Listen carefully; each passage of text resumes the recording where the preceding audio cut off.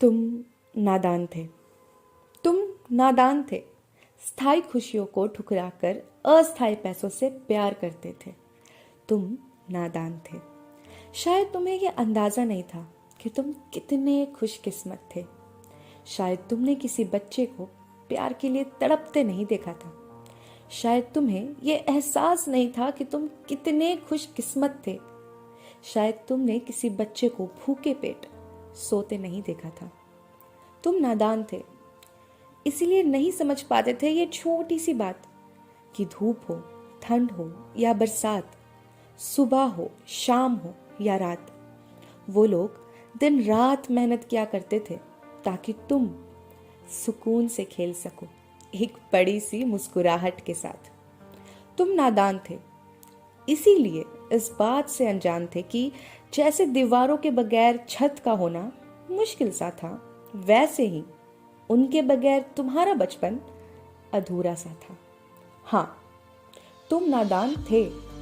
शायद तुम भूल गए थे उनकी अहमियत, पर वो तुम्हें आशीर्वाद देना नहीं भूल सकते थे। शायद तुम्हें अब जरूरत नहीं थी उनके सहारे की, पर वो तुम्हारा साथ देना कभी नहीं छोड़ सकते थे। तुम नादान थे, इस दुनिया से अनजान थे, इसीलिए जिसने तुम्हें चलना सिखाया था उसे आसरा देना भूल गए। जिसने तुम्हें हंसाया था उसके आंखों में आंसू ले आए। बचपन में जिसके आंगन में तुम खेला करते थे, बड़े होने पर उन्हें ही बेघर कर दिया। तुम नादान थे। तुम्हें नाथ और अनाथ के बीच का फर्क कहाँ पता था? तुम तो नाथ थे। तुम्हें अनाथों के जीवन का दर्द कहाँ पता था?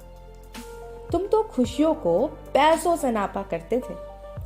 तुम्हें मेहनत के दाने का रंग कहाँ पता था?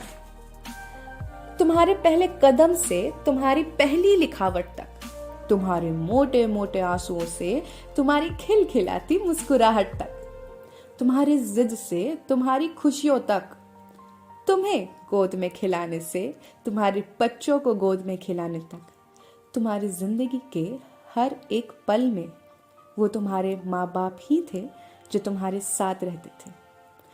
पर तुम नादान थे। इस पते की बात से अनजान थे कि माँ बाप गरीब या अमीर नहीं होते। माँ बाप तो बस माँ बाप कहलाते हैं। उनके तिनके तिनके का उधार क्या जिंदगी में कभी भी चुका पाओगे? हाँ, पर अब तुम चाहे कितनी भी दौलत कमा लो, माँ बाप के बगैर जिंदगी भर गरीब ही कहलाओगे। क्यों? क्योंकि तुम नादान थे। असली भगवान को दुख पहुंचाकर मूर्तियों को अपने घर में सजाया करते थे। तुम नादान थे।